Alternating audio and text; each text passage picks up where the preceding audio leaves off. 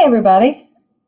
It's Johnna with the Ross County Extension Office, Ohio State University, and I'm here today to do the adult version of the virtual cooking classes. And today we will be covering a couple of recipes and a couple of interesting topics of conversation. So I want to start off with, we are going to do as our first recipe. I want to get this started because we got to pop it in the oven, and I want to make sure you have time to actually see the finished product. And we're going to be making bell pepper nachos. And if you look over into the comment section here on the video broadcast, you'll be able to see the link to the recipes as well as our seasoned newsletter. So today, as we said, it's a virtual cooking class.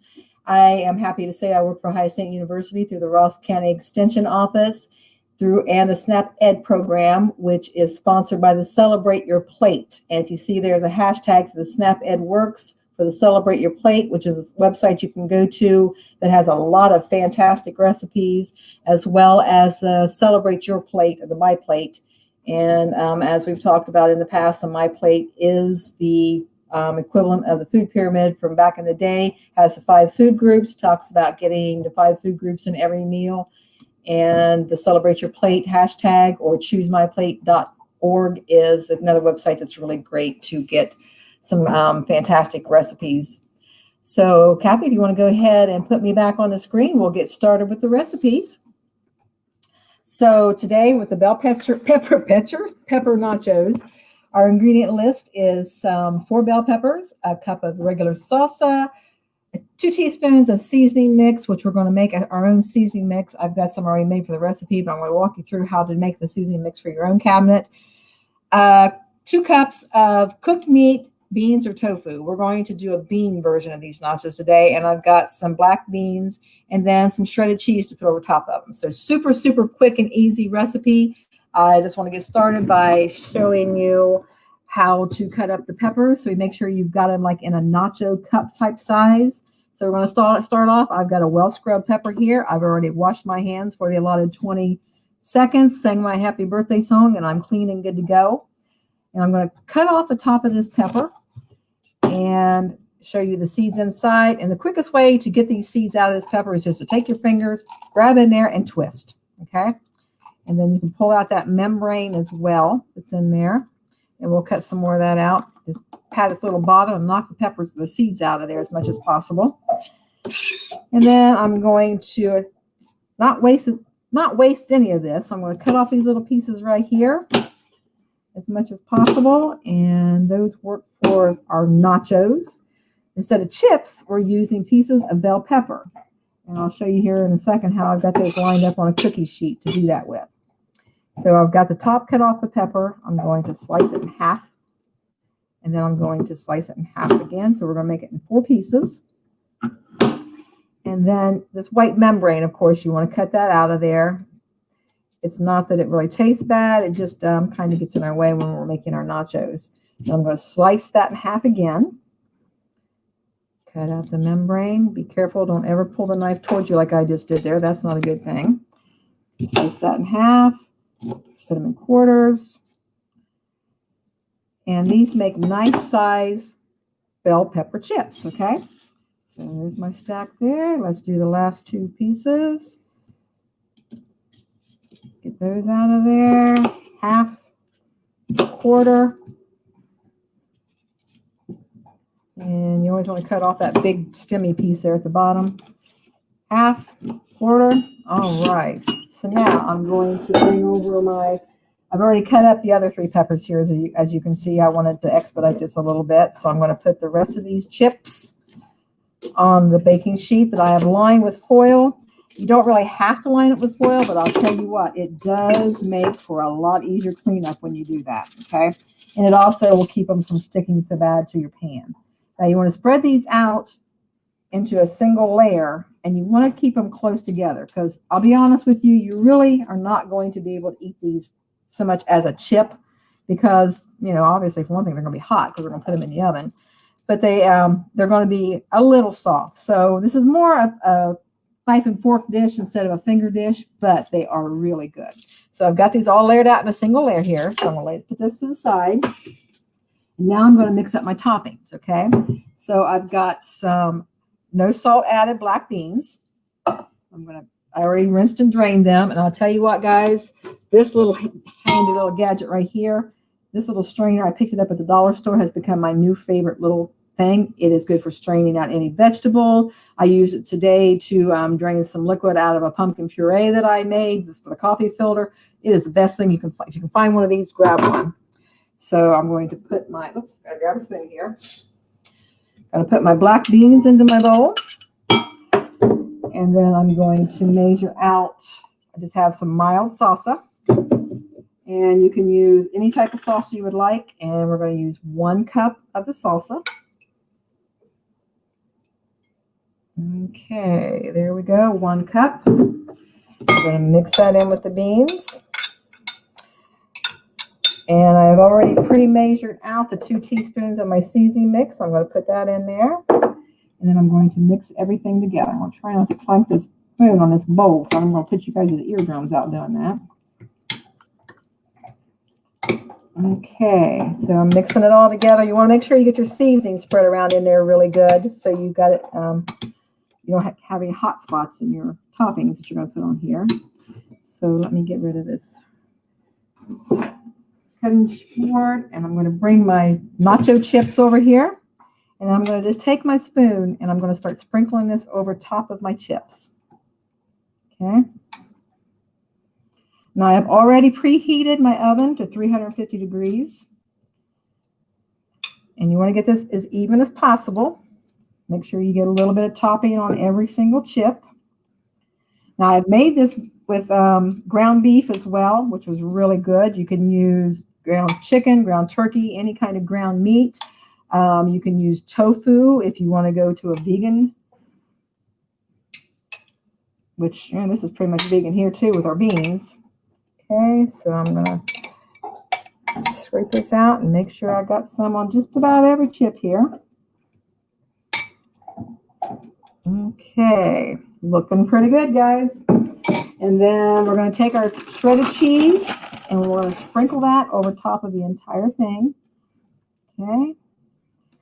Make sure you get enough little bit of cheese on all of them because, we all like cheese, right? Cheese. I love cheese. Okay. Calls for 1/2 cup, but you can do your own discretion how well your family likes cheese or not likes cheese. Okay. And then I'm just going to take those and I'm going to pop them into my oven at 350 for about 15 minutes. So let me set my timer so we don't lose track of time and burn them up. All right. So now, talking about the seasoning mix, okay? Now, a lot of times we will buy these prepackaged seasoning mix here, and this is just a regular taco seasoning. And just looking at the ingredient label on this, the first ingredient, which is usually the primary, well, not usually, is the primary ingredient in any item that you buy. The first ingredient on this taco mix is yellow corn flour. No seasoning, right?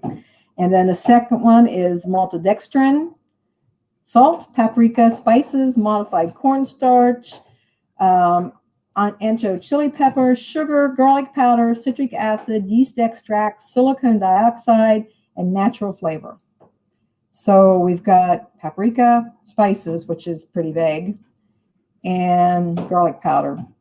Chili peppers in there too, is the actual spices in this. A lot of this is just thickener and preservatives and a lot of salt. It has for 2 teaspoons, you are getting 260 milligrams of sodium. Okay, so that's the one thing we have to really be careful with.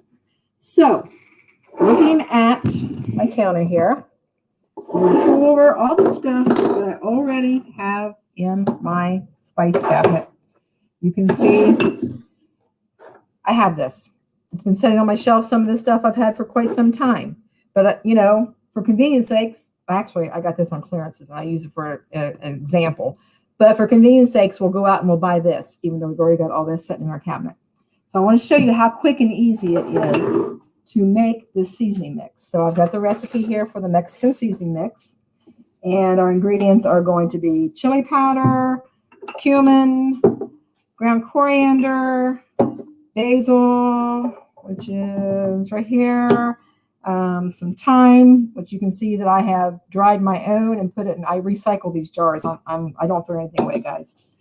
And then some garlic powder, some black pepper, my own cayenne that I grow in my garden and dehydrate it and grind up myself. And be careful when you do that because it's a lot hotter than what you buy in the store. And then red pepper flakes. Okay, already had all this stuff. So as I said, I do not throw away anything. So here's my recycled container that I put through the dishwasher, got all the sticky stuff off the outside of it. I've labeled it Mexican seasoning mix, okay? Oops. So my little funnel that I have had for many years. I'm going to start off, our first ingredient is a 1/4 cup of the chili powder. So put the funnel on top. I got a big chunk of chili powder. Let's break that up. So 1/4 cup of your chili powder, which is going to be the basis, makes sense. It's the basis for your, Mexican seasoning mix is going to be chili powder. So I got a 1/4 cup of chili powder there. Take my spoon and make sure that all falls down through there, and it's going to fall into the bottom of my, if I can get the chunk out of my nozzle there. There we go. So got that in there. And then we are going to put 2 tablespoons of cumin.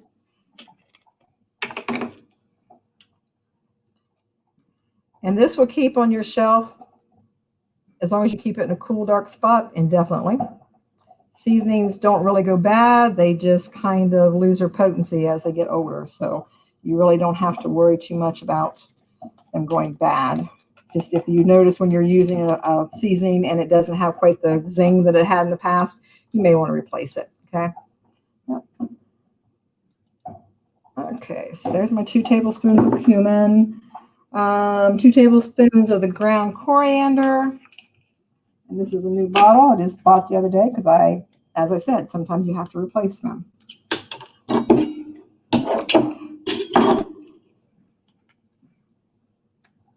Technical difficulties, guys. Bear with me. Okay. They make it hard for you to get into. Yes, they do. It's childproof. So that's the reason adults can't get into it, right? Okay, so 2 tablespoons of the coriander.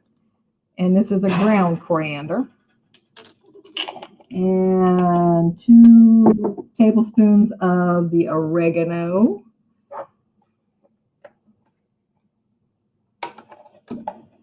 I got pepper seeds sticking everywhere. They're still stuck on the back of my finger. Now, if you grow your own herbs and you dry them, like I said, you want to make sure you save any of these spice jars. Or you can buy them too. I've got some that I've picked up at the dollar store, like packs of 6 of them for $5 or $6. So you can always do that as well. Okay, so there we go. 2 tablespoons of that. 2 tablespoons of the basil, which I have growing in my garden as well, but I haven't got enough dehydrated. So luckily I had some of this in the pantry. Okay, so there's that. And then we're going to go down to 1 tablespoon of the thyme, which is my recycle jar here already.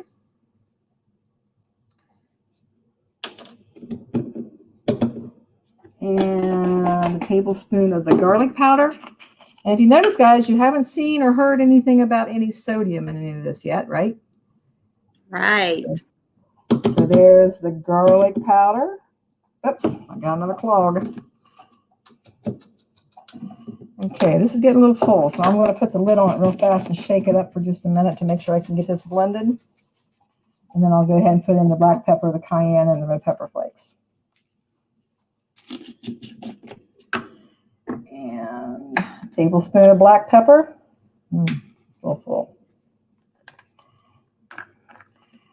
And another thing about this, there is no preservatives in this because these are all pure spices. Like I said, a lot of them I've grown myself.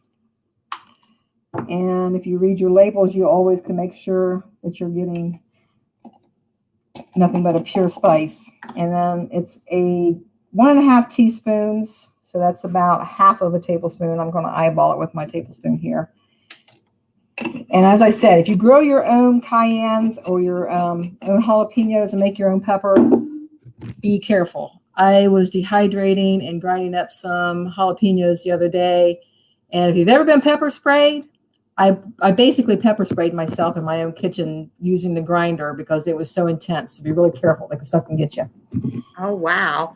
I didn't realize that. Yeah, the fumes can really get you. You got to be careful. And then we're going to go down to 1 teaspoon, which is about 1/3. So there's 3 teaspoons and a tablespoon of the red pepper flakes. Okay. So there we go, guys. I've got an entire container, mixing it up here, of my own Mexican seasoning. I know exactly what's in it. I know that there's no preservatives. I know that there's no sodium. I can put salt in this if I want to, but I know what's in here. So when I'm measuring this out and I'm putting this into my food, I know exactly what's going into my food. There's nothing on here that you can't pronounce. I have very little idea of why there's yeast extract in this. I don't know why. I know that silicon dioxide is a preservative, but a lot of this stuff that's in this is not in here, and we don't really know why it's in here other than to preserve it. And if you keep this in just like you would your regular spices, it's going to be good. You don't really need those preservatives in there. And it's also not going to add that extra thickening that you probably are not going to need. If you ever need to put a thickening into something that you're making, though, with that seasoning, a little bit of cornstarch, a little bit of flour, whatever you're using, whatever you have handy, what you're comfortable with, will thicken an item right up. You don't have to have all the extra flours and stuff that's in that mix right there. Okay, guys, we are getting there. Oh my gosh, they are looking yummy. Let me back off here so I can. We'll pull them out just a little early. I'll pop them back in before I eat them, but I want you, and you're going to be able to tell what they look like. Oh, that's not my chili powder. I have one a little too many there. Okay. Let me bring this out. Hang on. I'll bet the smell is amazing. Oh, you have no idea. I know. I keep thinking, I wish I could smell that. Oh, wow. Yeah. It's got a little bit of liquid running out from the salsa. And like I said, I'm going to have to pop these back in because they're not quite done yet. And I will, like I said, this is not a dish that you're going to be able to eat like a traditional nacho. You're going to have to use a fork. But I've got some Mexican rice and I'm going to put with this. And this is going to be dinner tonight. You can use these as a side for, burritos. You could use it as a side for any type of rice dish. I will probably take a little bit of, I'm going to put just a little bit of sour cream on top of these and maybe a little extra salsa on top of them. And it makes a really good dinner.